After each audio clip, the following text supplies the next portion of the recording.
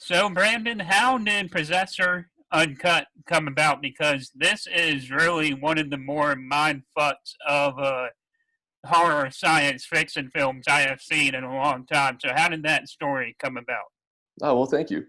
I started writing Possessor during a bit of a strange period where a lot was in flux for me. And uh, so I was, in a sense, having difficulty seeing myself in my own life. I was waking up in the morning and feeling like I was sitting up into someone else's life and having to scramble to construct some kind of character who would be able to function in that context. And so I wanted to write a script about a character who may or may not be an imposter in their own life. And therefore, the seeds of the film are really in those kinds of personal moments, like the relationship stuff and the family stuff, the kind of straight drama. And actually, the sci-fi and horror elements really built out from there once that was in place. And what were some of the inspirations? Well, you talked about how you were dealing with something at the time, but were there any prior like movie inspirations to this? Because this is one of those films that require multiple viewings, like I said, Inception requires multiple viewings. Like, so were there any like science fiction movies or previous horror movies that kind of helped develop the filmmaking ambiance when you were kind of really making Possessor Uncut?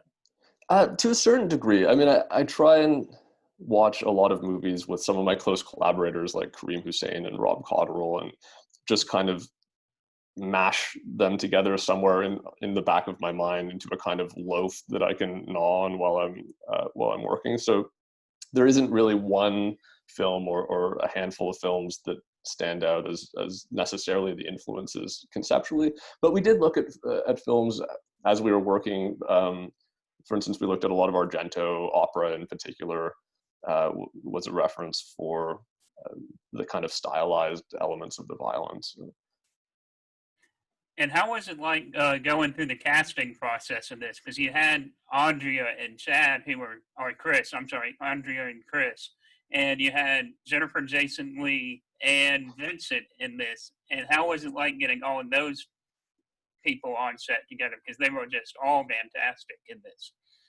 I mean, it was great. I feel incredibly lucky to have been able to work with them, especially for a film like this where so much of it is in the acting and the nuance. I don't think it would have come off nearly as well with lesser actors, but all of them were fantastic. I mean, Chris and Andrea were incredible to work with and so collaborative and talented and surprising in a good way. They really brought their own ideas to the characters in a way that I wanted, because I'd been writing it for a long time. And at a certain point, it can go, the story and the characters can start to feel stale because you've been developing it for so long. And so there's nothing better than having actors come into those roles who have their own ideas, who are injecting it with this new energy. Yeah, and Andrea's name has been getting big ever since Mandy came out. She was in Mandy, and then she was in the Grunge reboot. So, what was it like getting that name out in Possessor at this time? Because right now, she's like, if there was Scream Queens at this moment, she would probably be at the top of the list right now. Yeah, it's interesting because she's done such a huge variety of work, and she's such a great dramatic actor. But she has sort of tapped into this vein of genre films as well recently, which is great. I mean, I think it's excellent to be able to bring someone with that level of talent into the horror genre. So we're lucky to have her. And Brandon, what were some of the early films that kind of got you inspired to be a filmmaker? If there was any set of films that got you inspired to be a filmmaker? Uh, there weren't really. I kind of came into it late in life, to be honest. I wanted to do anything except be a filmmaker. But it seemed like a good way to pursue by a weird assortment of interests. I liked writing and visual art and music. And so I thought film was a good way to collect those into one thing that I could focus on. And in this year, when we have a pandemic going on, how has it been like doing virtual press days or just any virtual like promotion for this film and having it play in drive-ins in this year. Because, of course, with the visuals in this film, you want to see it on the biggest screen and the loudest screen that you can. So how is it like dealing with all of that this year? Well, I'm kind of tickled by the fact that it's playing in drive-ins, because drive-ins to me are such a kind of classic retro venue, and the fact that they're having this new life in the pandemic is kind of great on a certain level.